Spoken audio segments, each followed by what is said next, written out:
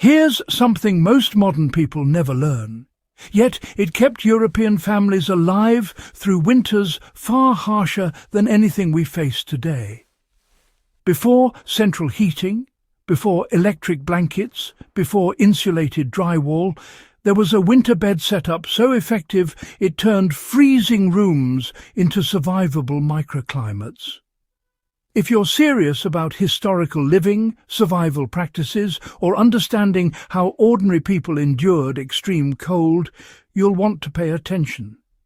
If you value this kind of deep, practical history, take a moment to subscribe to Warpaths of Europe and like the video. Now, let's get straight into it. This bed was a thermal system, not just a place to sleep. Across medieval and early modern Europe, especially in alpine regions, Scandinavia, the Baltics, and Eastern Europe, beds were designed to trap and recycle body heat. The core structure was a raised wooden frame, often boxed in on three sides. This limited airflow underneath and around the sleeper, reducing convective heat loss. Families understood that cold rises from stone floors and drafts kill warmth faster than low temperatures themselves. Inside the frame sat a densely packed mattress filled with straw, chaff, wool scraps, or dried moss. These materials weren't chosen for comfort, but for insulation.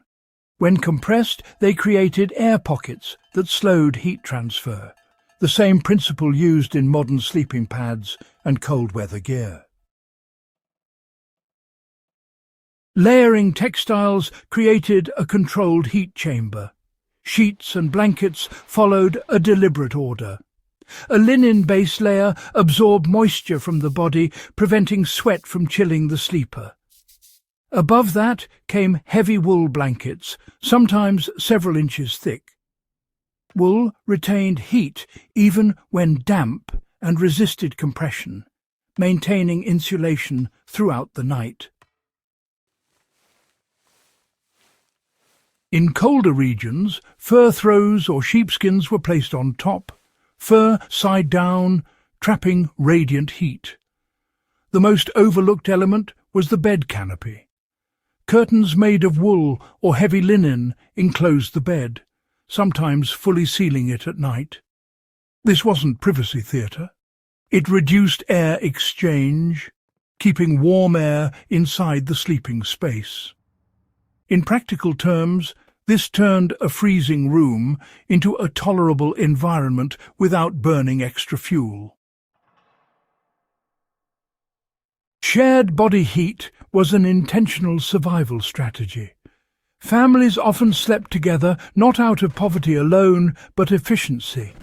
Parents, children, and even grandparents shared the same bed or adjacent enclosed beds. Body heat compounded quickly in a confined space.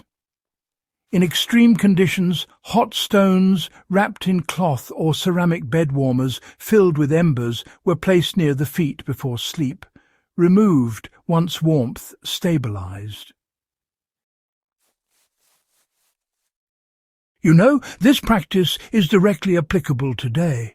Campers, off-grid homesteaders and winter preppers can, well, absolutely replicate this by sleeping in enclosed spaces using wool layers, blocking drafts and insulating from the ground. A modern mattress on a cold floor, it just loses heat rapidly. Elevation and insulation underneath still matter, even now.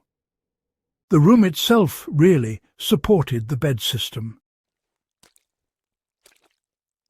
Bedrooms were small, often windowless, or with shutters sealed at night.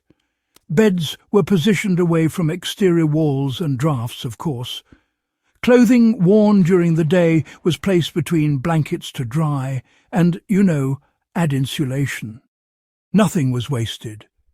Heat was treated as a resource to be conserved, not generated endlessly. If you're dealing with high heating costs or preparing for winter outages, this system works plain and simple. Heavy curtains around a bed, wool blankets, insulated padding underneath, and reducing airflow can drop your heating needs dramatically. This knowledge survived for centuries because it worked. It's not romantic and it's not decorative. It's functional thermal engineering born from necessity. If this kind of grounded, practical history matters to you, subscribe to Warpaths of Europe, like the video, and share it with others who value real historical knowledge over myths. Stay warm, stay prepared, and keep learning.